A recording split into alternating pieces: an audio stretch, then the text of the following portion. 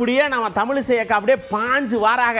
இங்கே பாருங்க, நீங்கள் எந்த திட்டம் எடுத்தாலும் கலைஞர் திட்டம் கலைஞர் திட்டம்னு நீங்கள் உங்கள் அப்பா வரைய வைக்கிய, அந்த பக்கம் ராஜீவ்காந்தின்னு காங்கிரஸ் வைக்கி, இங்கே எங்கள் காந்தி நிற்காரு, நாங்கள் எங்கள் காந்தி பேரை டெலீட் பண்ணோம், அவருக்கு எங்கள் அவமரியாதை பண்ணோம் அப்படின்னு அக்கா அடுக்கடுக்கா கேள்வியை வைக்காக.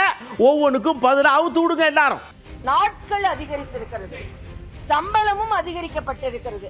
ஆக இது ஒரு மேம்பாடான ஒரு திட்டத்தை பெயரை வைத்து அரசியல் செய்கிறார்கள். நான் இதே திராவிட முன்னேற்ற கழகத்தை கேட்கிறேன், கலைஞர் பெயரை விட்டுட்டு எத்தனை திட்டங்களுக்கு காந்தி பெயரை நீங்க வச்சீங்க?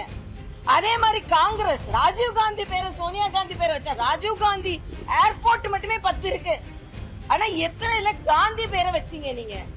ஆக இன்னைக்கு காந்தியோட கொள்கைகளையே நீங்க மறந்துட்டீங்க. ஆனா அதே சிவராஜ் சிங் சௌஹான் சொன்ன மாதிரி ராமராஜ்யம் கிராம ராஜ்யத்தை மரியாதைக்குரிய பாரத பிரதமர் காந்தியை பற்றி மறந்துட்டாருன்னு இங்க உள்ள தலைவர்கள் சொல்றாங்க. ஆனா இன்னைக்கு காதி விற்பனையில உலக அளவில் ஒரு மிகப்பெரிய சாதனையை பெற்று இருக்கிறோம்.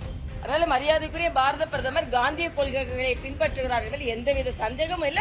மறுபடியும் நான் எதிர்கட்சிகளுக்கு ஒன்றை சொல்கிறேன், காந்தியின் கொலைக்கும் RSS போன்ற இயக்கங்களுக்கும் எந்த தொடர்பும் இல்லை என்று நீதிமன்றத்திலேயே தீர்ப்பாகிவிட்டது.